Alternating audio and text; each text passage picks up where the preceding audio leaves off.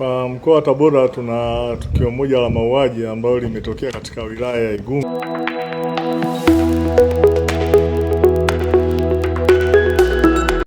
Kwa mkoa wa Tabora tuna tukio moja la mauaji ambalo limetokea katika wilaya ya Igunga,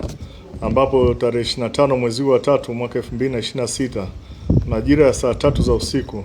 katika kitongoji cha Ibindo, kijiji cha Imalanguzu, kata ya Mwamakona, tarafa ya Igurubi, wilaya ya Igunga na mkoa wa Tabora, mwanaume mmoja aitwaye Bunzali Jidola, huyu ana umri wa miaka 30, ni Msukuma, mkulima na mkazi wa Imalanguzu, alimchinja kwa kitu chenye ncha kali mtoto wake mchanga wa miezi miwili aitwaye Dorcas Bunzali, na kisha kumjeruhi kwa kitu hicho chenye ncha kali mke wake aitwaye Geni Ndaki. Mke wake ana umri wa miaka 24, ni Msukuma na ni mkazi wa Ebutamisuzi, na kisha alitokomea kusikojulikana baada ya kutekeleza tukio hilo. Majeruhi ambaye ni mke wake alikimbizwa katika hospitali ya Nkinga na baada ya kupatiwa PF3 na polisi, na anaendelea na matibabu na mpaka sasa hali yake bado sio nzuri. Aidha, baada ya tukio hilo askari wa sungusungu waliendelea kufanya ufuatiliaji, ambapo walifanikiwa kumkuta mtumio huyu akiwa amejinyonga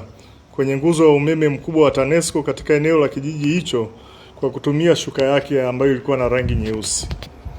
Chanzo cha tukio hili ni wivu wa kimapenzi, na ni kwamba mtumio huyu ambaye alijinyonga baadaye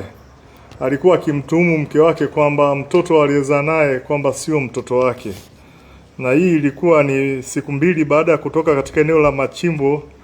namba 6 maeneo ya Bulangirwa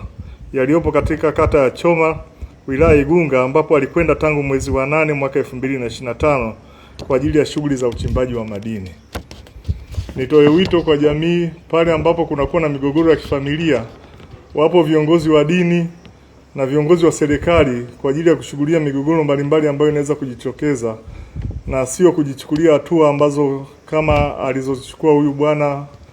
na mwisho wa siku kujiua yeye mwenyewe. Kitendo alichofanya ni kitendo cha ukatili mkubwa ambao hauwezi kukubalika kwenye jamii.